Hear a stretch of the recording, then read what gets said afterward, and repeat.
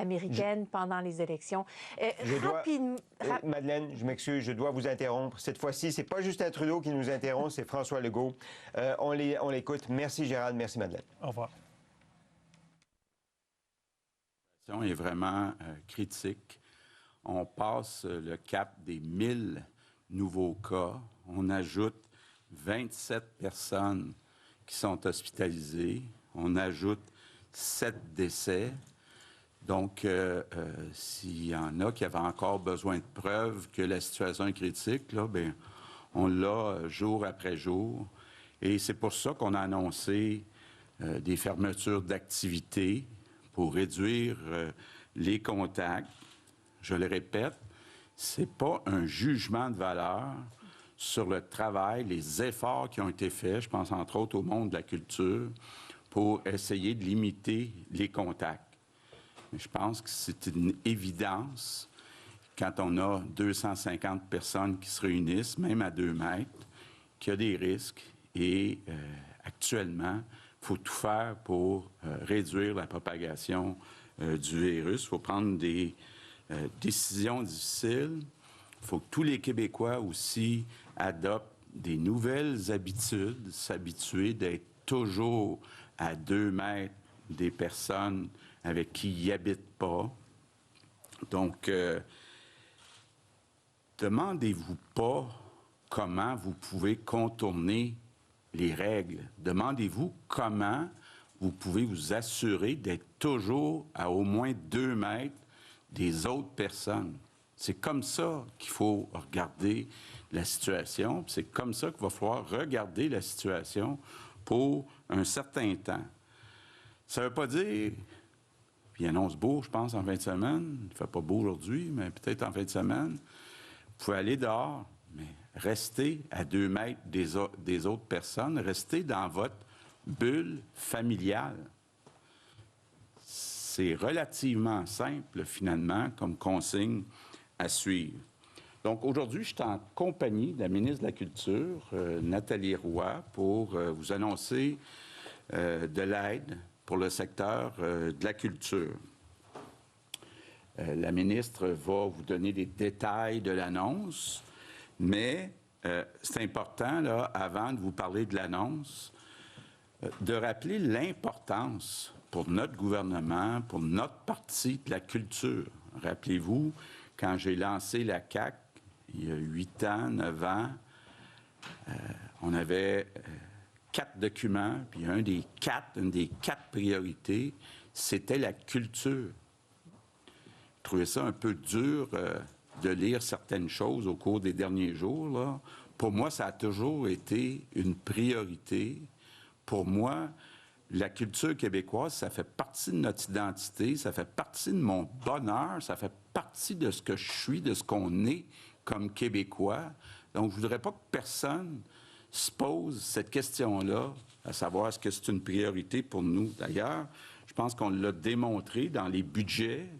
Depuis que la CAQ est au gouvernement, on a eu des budgets records, des augmentations records dans les budgets de la culture, puis ça va continuer d'être comme ça dans les prochaines années. Puis moi, ça m'arrache le cœur d'être obligé de prendre des décisions, là, de fermer des salles de spectacle, des théâtres, mais on n'a pas le choix. Faut réduire les contacts sociaux. C'est une question de vie ou de mort. C'est aussi important et aussi grave que ça. Évidemment, je comprends bien les impacts, là. Puis il y en a plusieurs qui m'ont appelé, qui m'ont écrit parmi les artistes. Je comprends très bien les impacts. Donc, comme je le disais, la ministre va vous donner les détails, là, mais grosso modo, ce qu'on vous annonce aujourd'hui, c'est qu'on va rembourser 75 % des billets qui avaient été vendus l'année passée à une date ou dans le mois comparable. Donc, 75 % des revenus de billets. Donc, ça va permettre au théâtre, entre autres, de payer au moins en partie leurs artistes, leurs artisans. Puis ça va être comme ça pour 4 mois. Donc, du 1er octobre au 31 mars, c'est en plus des programmes qui ont déjà été annoncés. Pourquoi 4 mois? Là? J'entends déjà des personnes dire « c'est parce que vous pensez que ça va être fermé pour 4 mois. On ne le sait pas. On est bien honnête avec vous. Là, on espère que ça sera juste 1 mois, mais j'ai été honnête avec vous depuis le début. Ça se peut que ça soit plus qu'1 mois. Par contre, contrairement, hier, on faisait des annonces concernant les restaurants, les bars. C'est pas la même chose là, dans un théâtre. On embauche des artistes, des artisans pour une saison. Donc, on ne peut pas couper ça au couteau pour 1 mois. Donc, c'est pour ça qu'on y va sur 5 mois, du 1er octobre au 31 mars 2021. L'autre raison aussi pourquoi on le fait pour cette période-là, c'est parce que ça ne s'applique pas seulement dans les zones rouges, ça s'applique dans toutes les zones. Puis là, on va s'essayer toutes les deux, Nathalie, d'expliquer ça clairement, là. Mais disons qu'on est dans une zone jaune qui a le droit à 250 personnes maximum. Ça veut dire qu'on va rembourser 75 de l'écart entre les revenus de l'année passée et les 250 qu'on a le droit. Si on est dans une zone rouge, ça veut dire que le nombre qu'on a le droit, c'est 0, bien, ça sera 75 des revenus qu'on avait à la même date l'année passée. Donc, l'écart, c'est entre les revenus totaux puis 0. Donc, je ne sais pas si c'est clair, en tout cas. Je suis sûr que Nathalie va être meilleure que moi. Donc, c'est un 50 millions d'argent neuf qu'on ajoute aux 400 millions que la ministre a annoncé au mois de juin. Donc, on est rendu à l'approche d'1 demi-milliard de dollars d'aide spéciale pour le monde de la culture. Je termine en vous disant là, comment c'est important de réduire les contacts. C'est important, je disais, il y a des vies qui sont en jeu, mais il y a notre réseau de la santé aussi qui est fragile. Et si on veut être capable de continuer à soigner notre monde, bien, il faut que les hospitalisations arrêtent d'augmenter. Donc, ça, c'est très clair. Évidemment, on veut que nos écoles restent ouvertes. Bon, lundi, on va faire le point avec vous sur les écoles, sur le sport aussi. Donc, rien ne va être épargné. Là, puis je compte sur les Québécois. Là, attendez même pas les mesures. Réduisez, éliminez tous les contacts à moins de 2 mètres avec les personnes autres que celles avec qui vous habitez. Peut-être, juste avant de terminer, dire un mot sur ce qui s'est produit ce matin avec le chef Picard. J'ai beaucoup de difficultés à suivre le chef Picard. Ça fait 2 fois qu'il fait ça, là, en très peu de temps.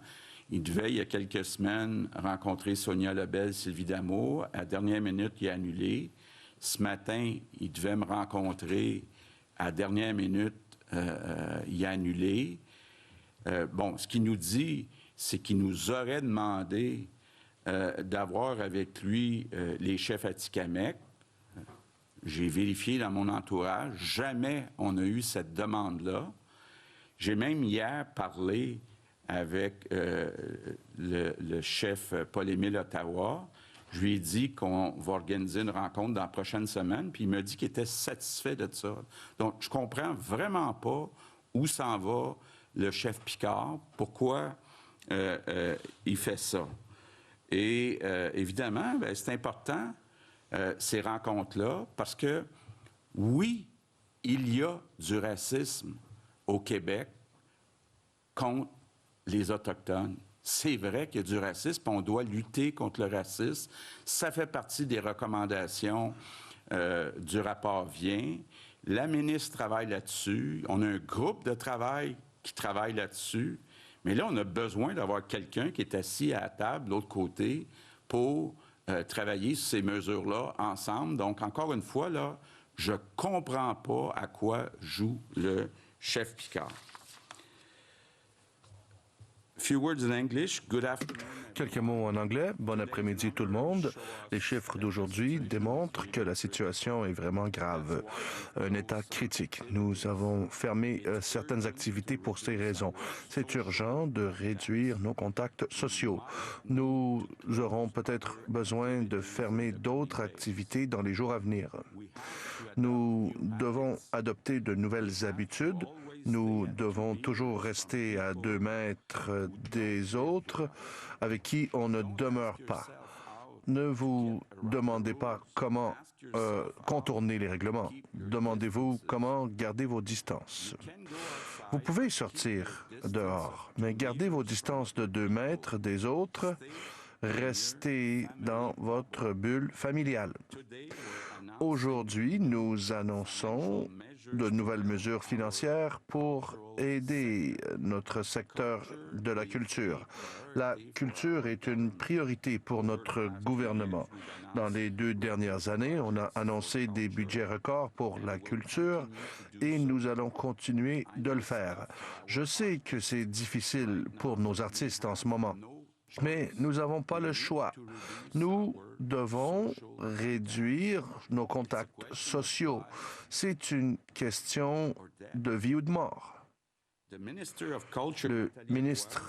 de la Culture, Nathalie Roy, va vous donner tous les détails de notre annonce, mais je peux déjà dire qu'on va rembourser 75% des coûts des billets vendus et ce sera appliqué pour les 5 prochains mois jusqu'à la fin mars, octobre, novembre, janvier, février, mars.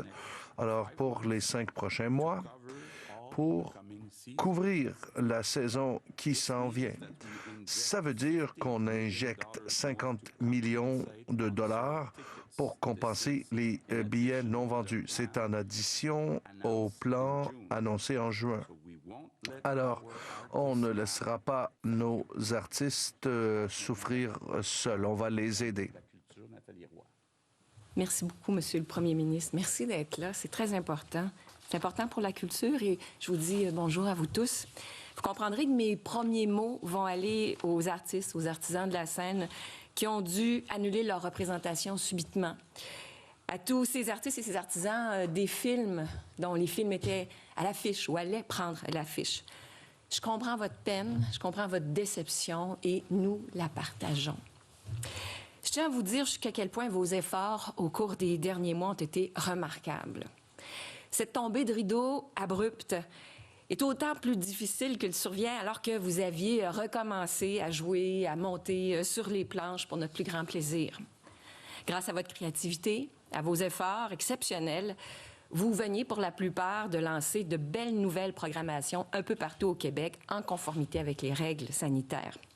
Mais depuis hier, cette maudite pandémie nous force à mettre sur pause les activités culturelles en zone rouge.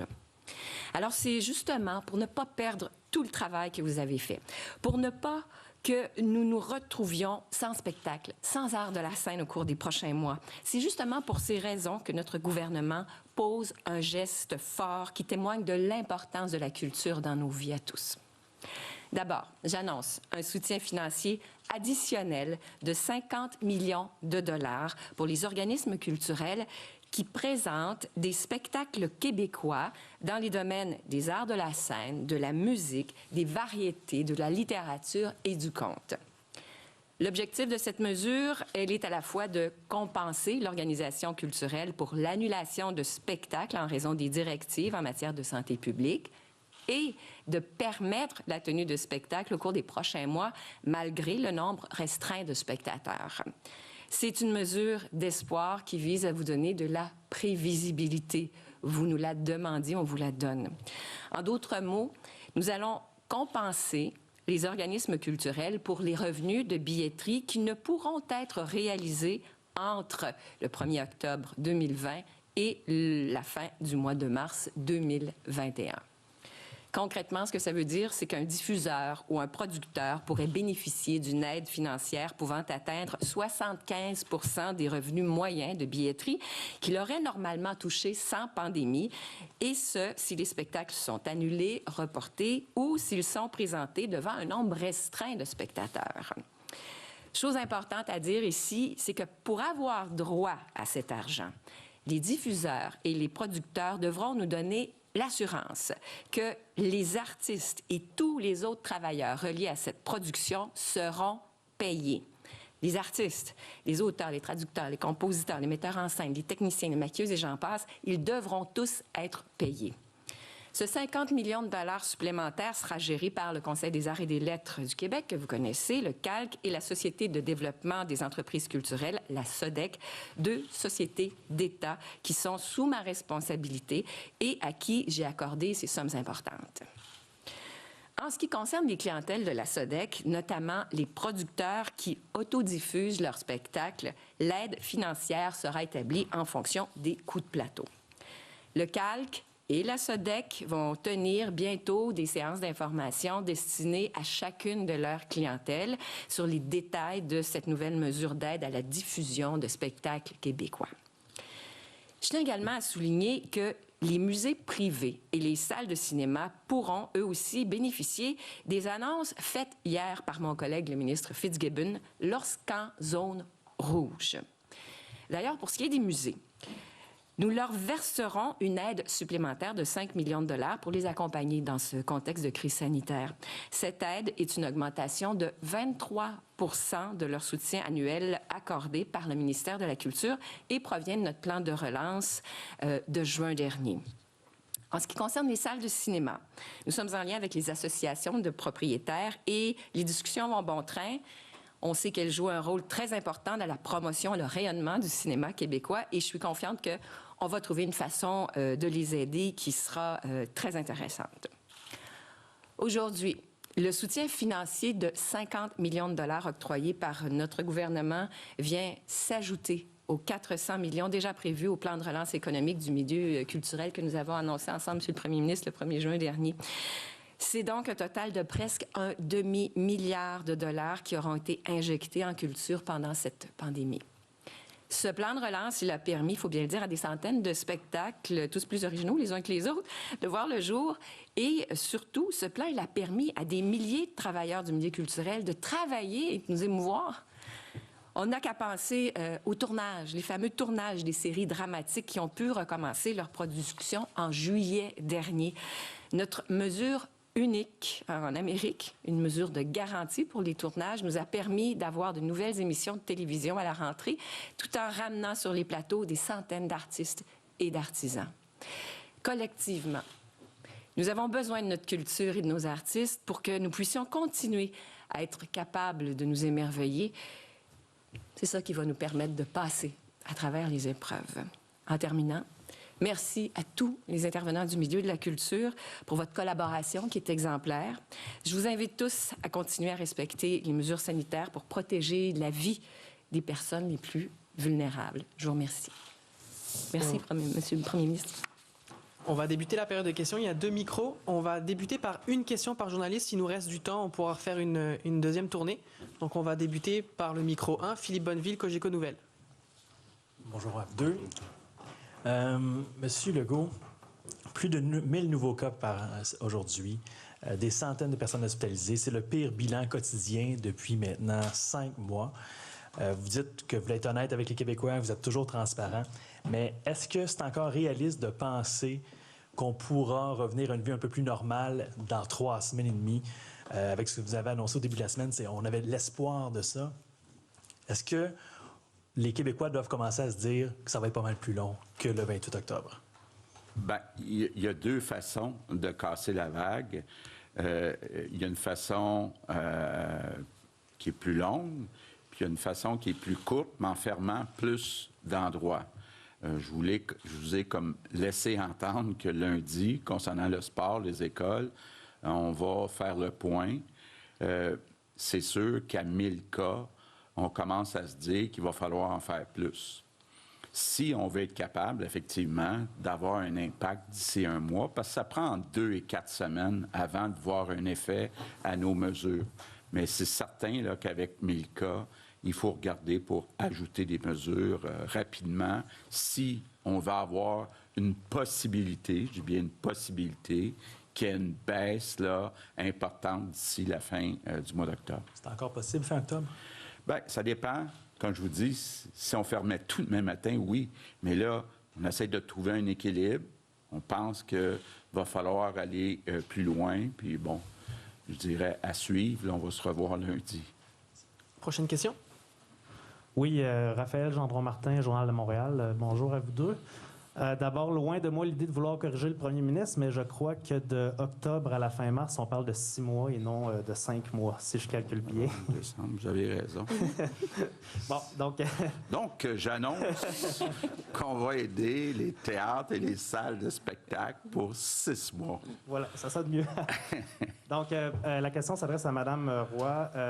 Juste pour savoir, la mesure du 50 millions, est-ce que ça s'adresse seulement à la zone rouge, aux régions en zone rouge ou à tout l'ensemble de la province? C'est une excellente question. Ça s'adresse à tout le monde parce que vous savez qu'en dehors des zones rouges, eh bien, on peut aller faire des activités culturelles. Il y a des programmations qui ont cours. Et comme on ne sait pas si les zones vont changer de couleur, donc ça s'adresse à tout le monde. Et on comprend qu'en zone rouge, comme il n'y a pas de spectacle, bien, c'est 75 % des revenus qui auraient été normalement gagnés à la billetterie dans une année de référence, parce qu'il y a des calculs qui sont faits autour de ça. Donc, c'est une moyenne lors d'une année de référence, dépendamment du nombre de spectacles que vous donnez, du prix des billets que vous vendez, etc.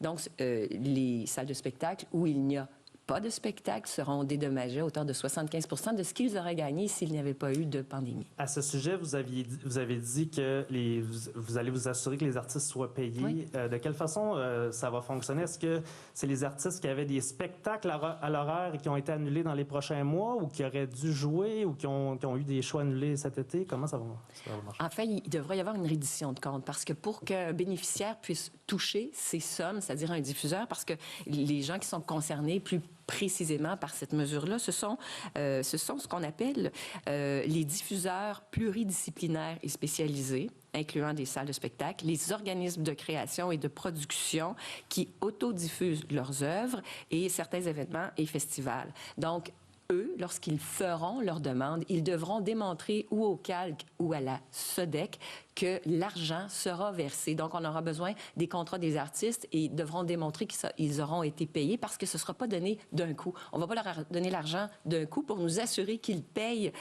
toute la chaîne pour avoir droit au total du montant. Merci. On va passer à Bénédicte Lebel, TVA Nouvelle. Bonjour à vous deux. Monsieur Legault, je veux revenir sur la mort de Joyce Echaquan. Vous avez dit, on l'a vu, Ghislain Picard qui a préféré ne pas vous rencontrer. On voit que la famille est en colère. Les autorités autochtones parlent d'un lien de confiance qui est fragilisé, qui est brisé. On a vu qu'il y a eu 2 communiqués de la ministre d'Amour. Ça fait beaucoup réagir.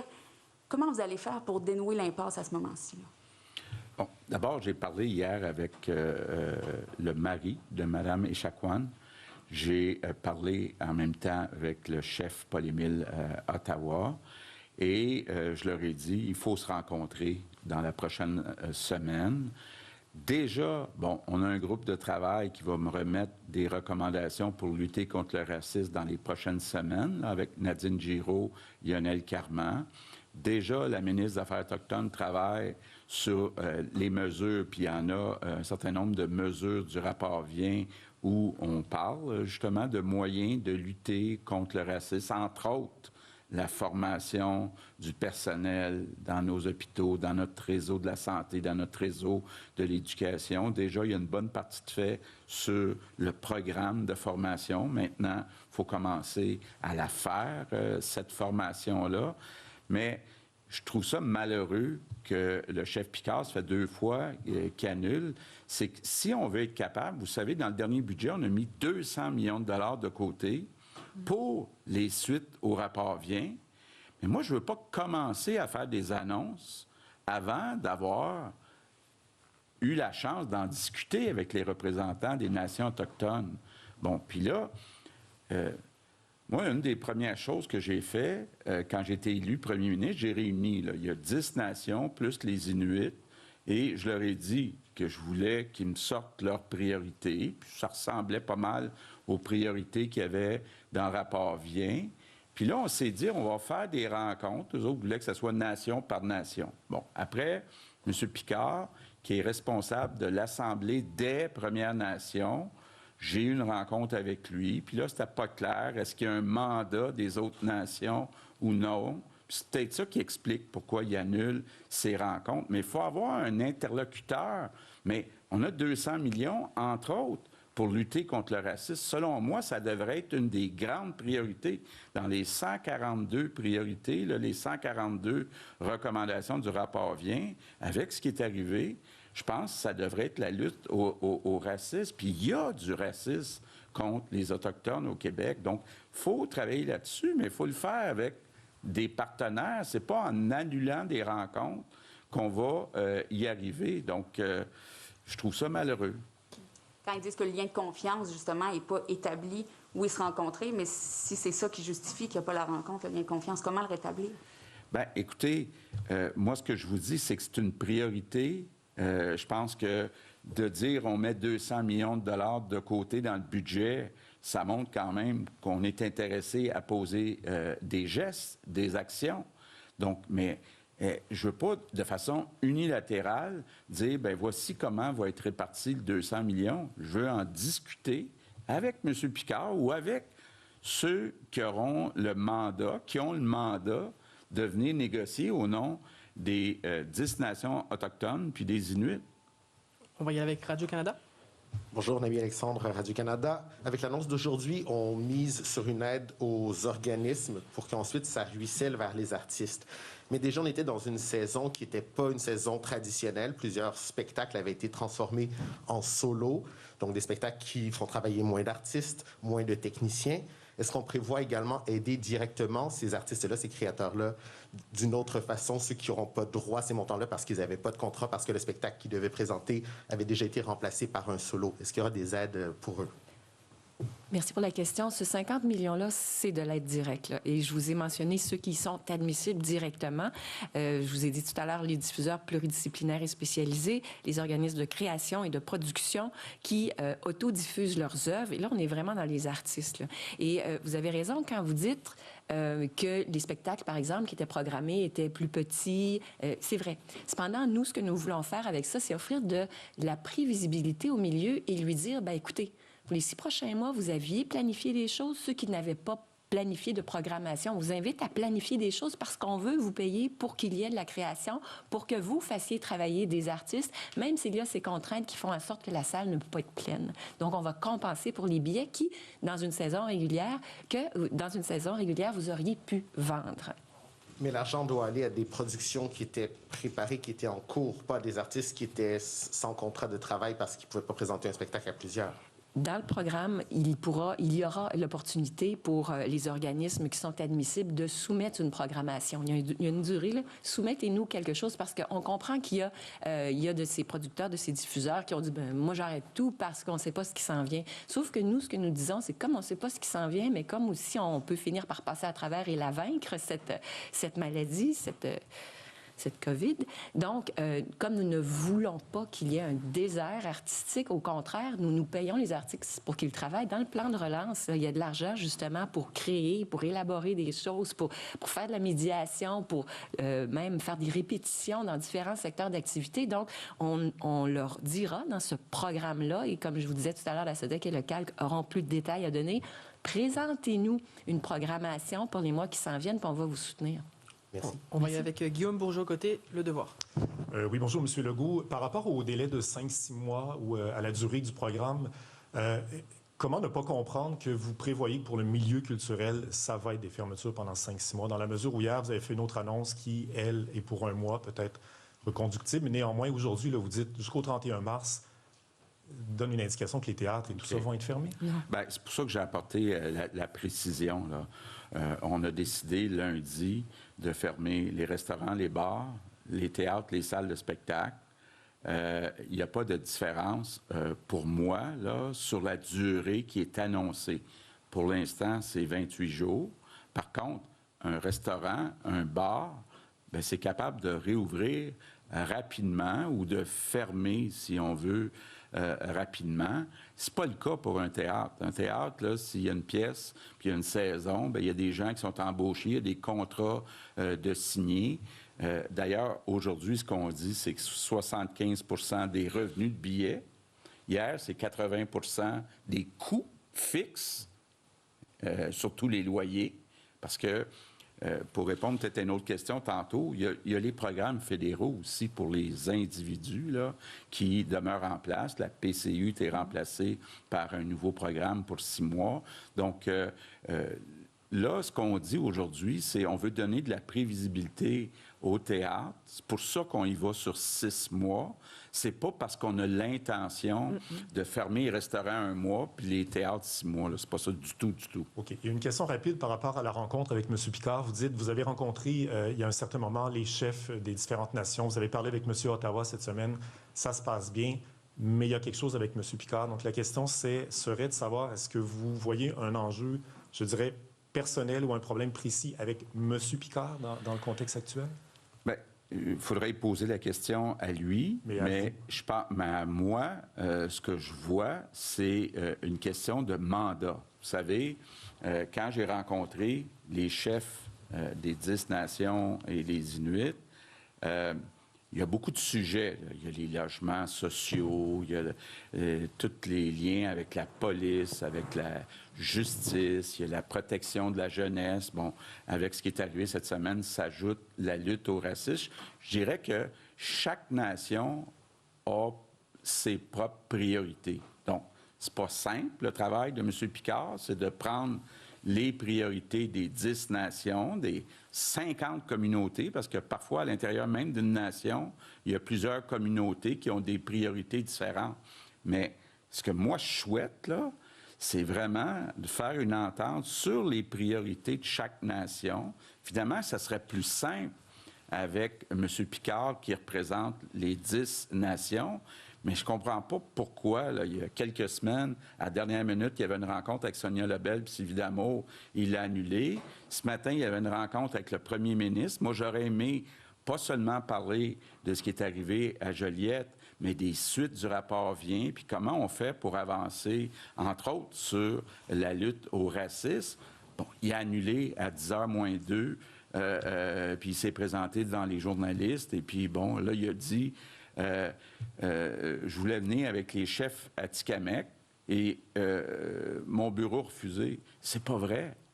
La seule chose qu'on a dite, c'est, comme on dit à tous les visiteurs, vous pouvez pas être plus que 3 pour des raisons sanitaires. Donc, il aurait pu venir avec 2 chefs à Tikamek, mais on peut pas, pour des raisons évidentes, là, on peut pas recevoir plus que 3 personnes en même temps. C'est tout ce qu'on lui a dit, comme on dit à tous les visiteurs. On va y aller avec Jean Siac de la presse. Bonjour. Une précision et une question, s'il vous plaît. Les théâtres et puis les salles de spectacle sont aussi donc des lieux qui ont des frais fixes. Est-ce qu'ils vont pouvoir bénéficier du programme annoncé hier? Le programme d'hier s'applique pour ceux qui n'ont pas de programmation. Donc, le programme d'hier, que ce soit pour les musées, que ce soit pour les théâtres, que ce soit pour les salles de spectacle, les cinémas, s'ils n'ont pas de programmation prévue, le programme d'hier s'applique, donc 80 du loyer, taxes, assurances et autres. Okay. Maintenant, il y a une question. Il y avait quand même des incohérences dans les annonces qui ont été faites en début de semaine. Pourquoi... le gym et pas le cinéma, pourquoi le centre commercial et pas le musée. Il y a quand même des incohérences dans tout ça. Est-ce que votre ton est grave aujourd'hui? Est-ce que vous allez annoncer la fermeture des gyms et puis d'autres lieux de socialisation? Bon. Écoutez, effectivement, quand on regarde, puis c'est ça la critique que j'ai beaucoup eue depuis lundi. Pourquoi lui? Pourquoi pas elle? Bien, pourquoi pas tout le monde? Parce qu'il faut réduire les contacts sociaux. Bon. On a 250 personnes dans une salle, qui se rendent dans la salle, qui ressortent de la salle, puis ils restent pendant 1h30 dans une salle, comparativement à quelqu'un qui fait du sport à 2 mètres de distance. Bon. Qu'est-ce qui est le plus risqué? ça peut être débattable. Mais une chose qui est sûre, c'est qu'il faut réduire les contacts.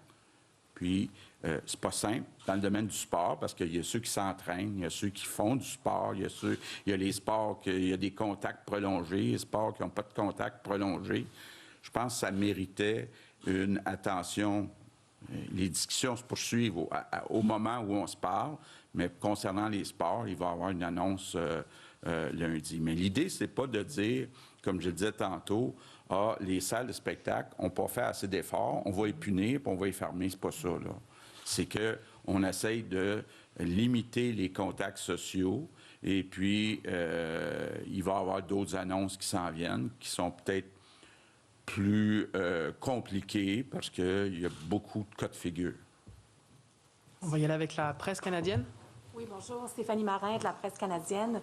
Au sujet des barrages routiers, M. Legault, la SQ fait savoir aujourd'hui qu'il y aura des barrages sur certaines routes pour sensibiliser les gens, leur rappeler les directives, pour éviter qu'elles se déplacent pour des choses non nécessaires d'une zone rouge à une zone jaune. Mais qu'est-ce que la SQ va faire avec les conducteurs? Est-ce qu'on va leur dire « t'as pas le droit, c'est pas nécessaire, retourne chez toi ».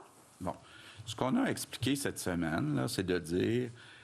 si vous êtes dans une zone rouge, vous n'avez pas le droit d'aller au restaurant. Donc, vous ne pouvez pas, quelqu'un d'une zone rouge, aller au restaurant dans une zone orange.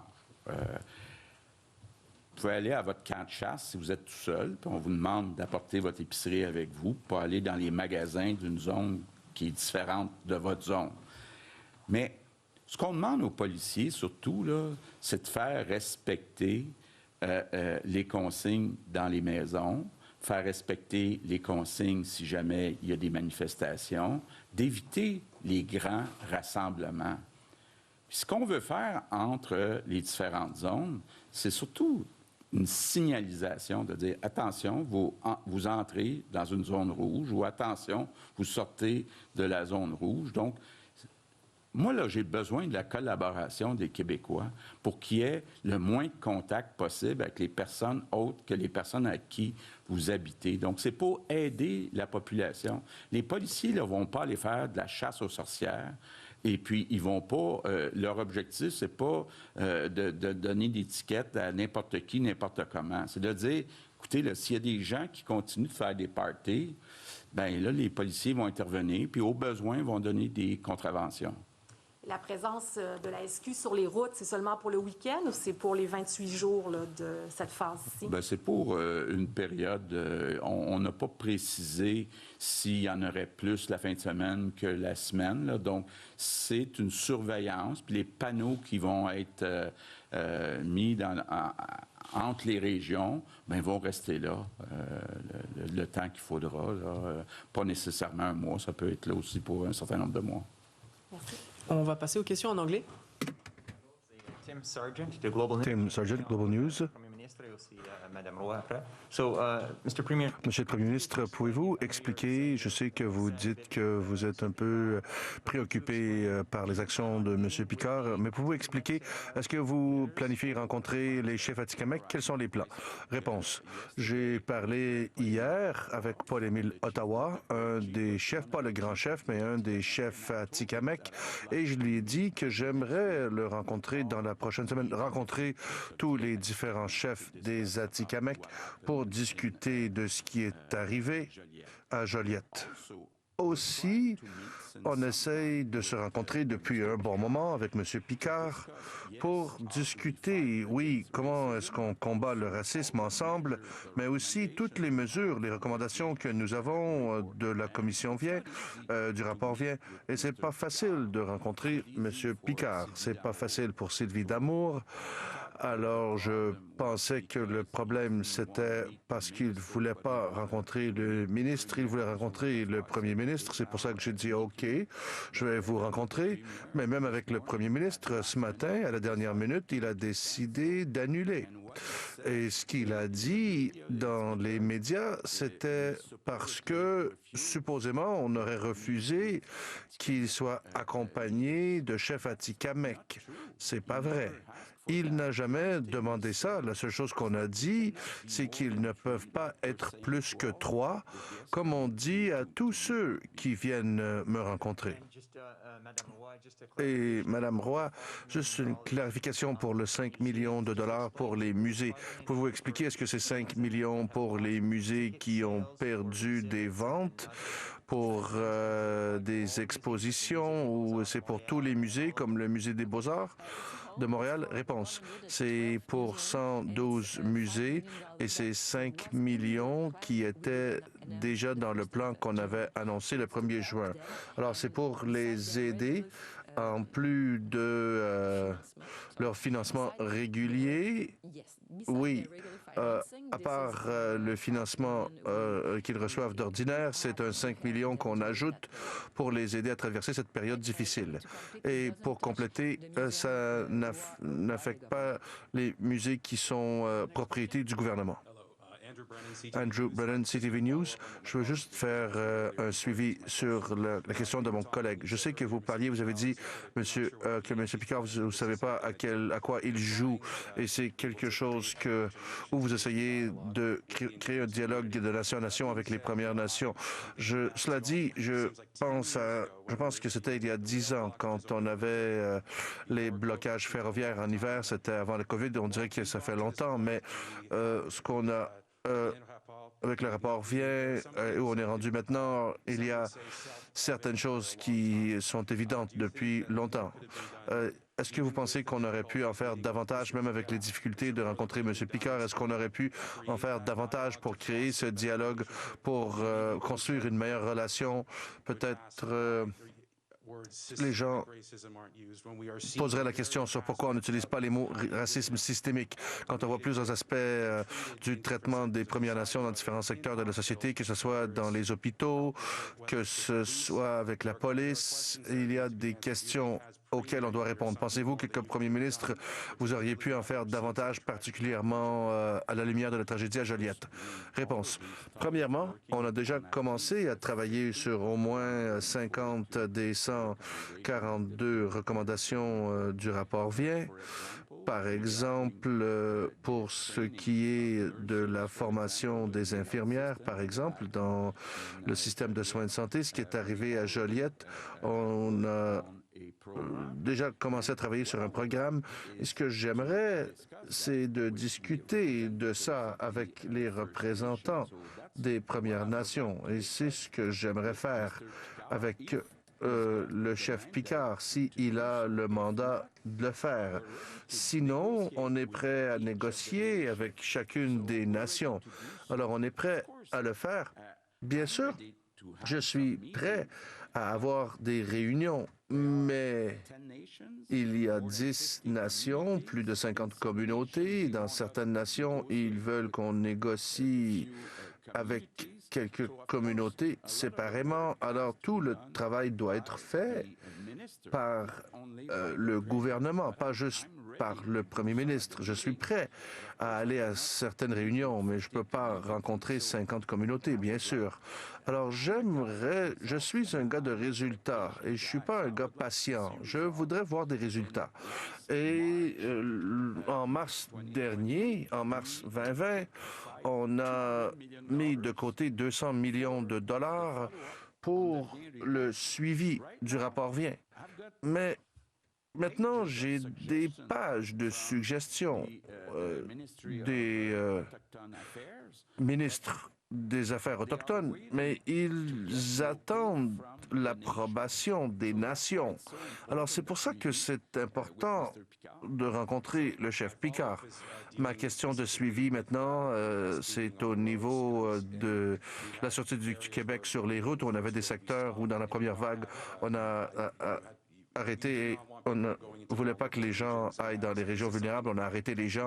Est-ce que c'est quelque chose qu'on peut voir, ces barrages à nouveau? Monsieur le Premier ministre, c'est important de poser la question. Est-ce que vous pensez que reconnaître le racisme systémique à l'endroit des Premières Nations et que les gens croient que c'est vrai, et que ça existe et qu'on devrait faire quelque chose là-dessus? On a déjà demandé la question, mais je pense qu'on doit la poser à nouveau. Réponse. Je pense que pour moi, quand on parle de racisme systémique, pour moi, c'est en relation avec les Noirs aux États-Unis, pour les raisons qu'on connaît. Pour moi, je ne vois pas ça au Québec, mais bien sûr, il y a du racisme contre les Premières Nations au Québec et je veux me battre contre ça. Je veux être le gouvernement qui va en faire le plus pour combattre le racisme contre les Premières Nations. Avec CBC News. We'll go with CBC News. Yes, Premier.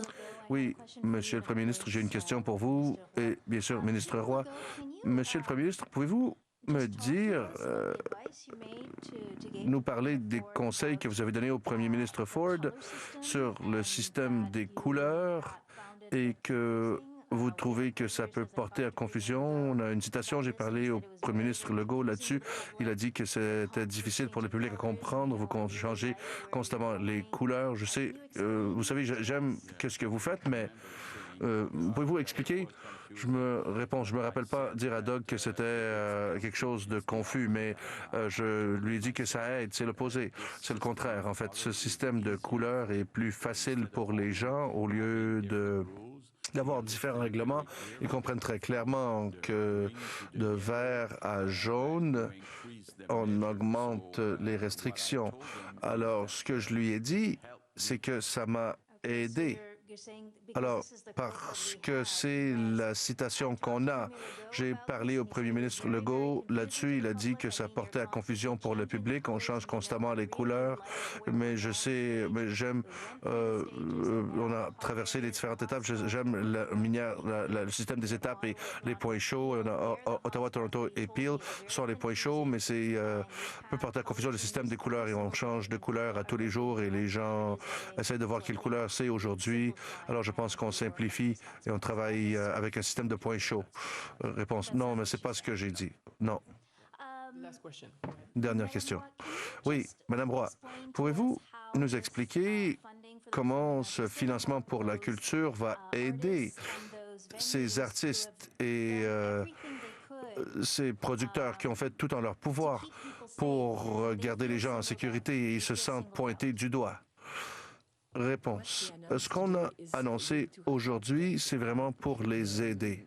Pour aider les théâtres, pour aider les artistes et les producteurs. Ce qu'on a fait, c'est qu'on les a écoutés. C'est ce qu'ils nous ont demandé de faire. Ils veulent être compensés, premièrement, pour leur perte de vente de billets. Et donc, ce qu'on annonce aujourd'hui, c'est qu'on va financer 75% des ventes de billets qu'ils auraient eues s'il n'y avait pas de pandémie. C'est clair? Oui.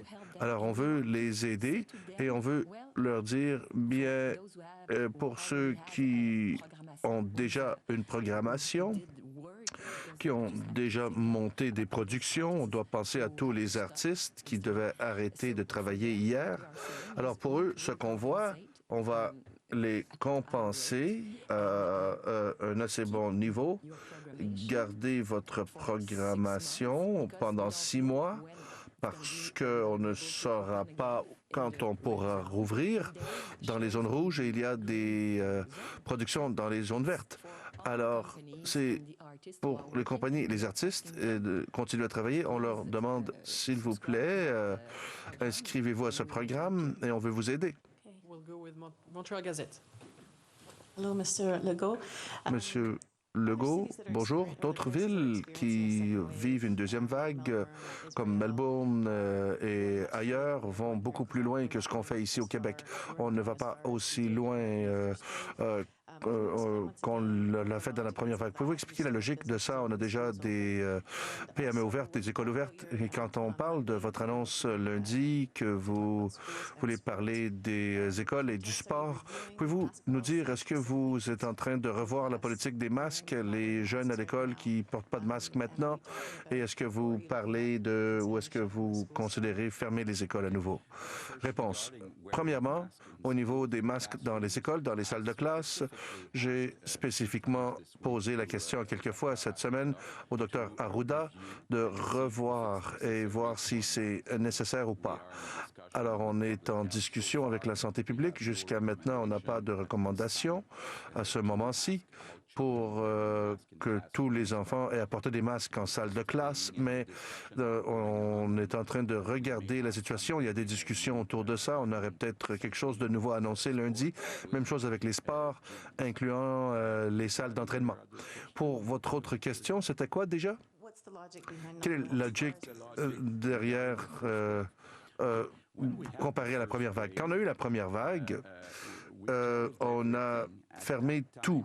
À ce moment-là, on n'avait pas les principes de garder 2 mètres de distance. Alors, c'est nouveau. Depuis juin ou mai. Deuxièmement, à l'époque, on ne demandait pas aux gens de porter des masques à l'intérieur, par exemple dans un magasin ou dans un espace public ou dans les transports en public. Alors, c'est une approche différente. Alors, c'est pour ça que j'espère qu'on n'aura pas besoin de fermer autant de PME, d'entreprises que le printemps passé. Pour ce qui est des écoles, pour moi, c'est le dernier endroit que je veux fermer. Pour moi, c'est tellement important que nos enfants socialisent et apprennent. Pour moi, c'est la dernière chose que je veux fermer. Alors, je ferai tout en mon pouvoir pour garder les écoles ouvertes. Aujourd'hui, on a 98% de nos enfants qui vont à l'école.